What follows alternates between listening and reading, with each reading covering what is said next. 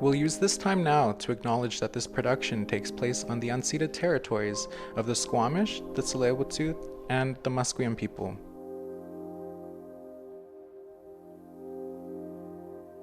Our intention for this podcast is to provide a space where survivors can share with us their lived experiences and what it was like for them to navigate health and wellness after residential school.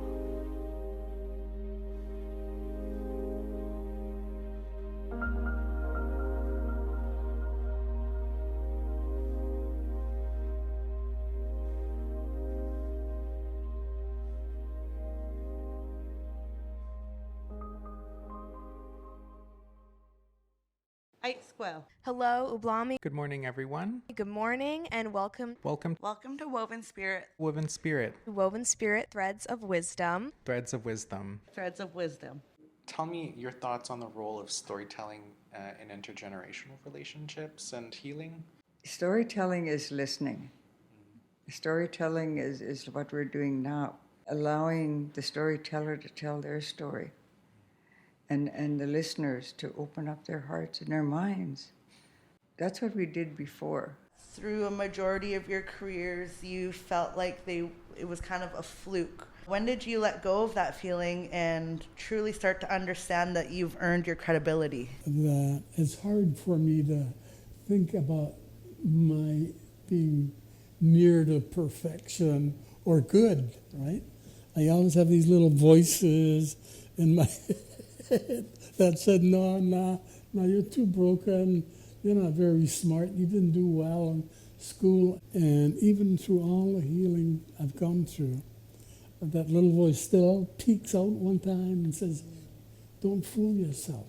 Two brothers and a sister that were white people, because I had from just being a little boy, I had to learn how to be hard and cold, my heart was cold. In town to the Skid Road at that time in the early 70s.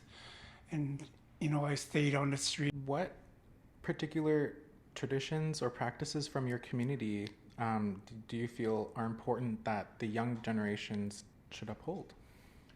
As sacred life givers, but more respect for women. We're matrilineal, and when the Europeans came, they had a patrilineal perspective, and that was imposed on our people, and it clashed with our culture. And to teach others healing something that you think you were born with, or do you think that's something that you've learned to possess over time?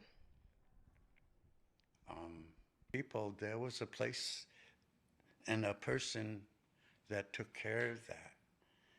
And that training is still alive today. Some people ain't aware of it. You have very many memories on your childhood before residential school, and what was that like for you? Well, yeah, it was quite, I would think, normal. I had two older siblings and a younger sibling. And there was four of us, and my mom would give my older siblings a bucket. 2 buckets, and we walked maybe about 300 feet. And there was another stream, a bigger stream, going through the reserve, and that's where we got our water for the day. And then a lot of the kids disappeared. And I asked my mom, where's so-and-so? Like my cousin Louie, who was with us day and night, and my brother Rick. He wasn't really my brother, but we were so close. They all disappeared. And I asked my mom, where's so-and-so? And she said, they went to school. So I spent my whole life in residential school. Do you have any memories like from before residential school of your family, of your community? No. Thank you for joining us for this episode of Woven Spirit, Threads of Wisdom. We understand that the stories shared today may be challenging or triggering. If you need support, please reach out to our crisis line, available 24/7 at 1-800-721-0066. Remember, you don't have to navigate these feelings alone. Support is always here for you.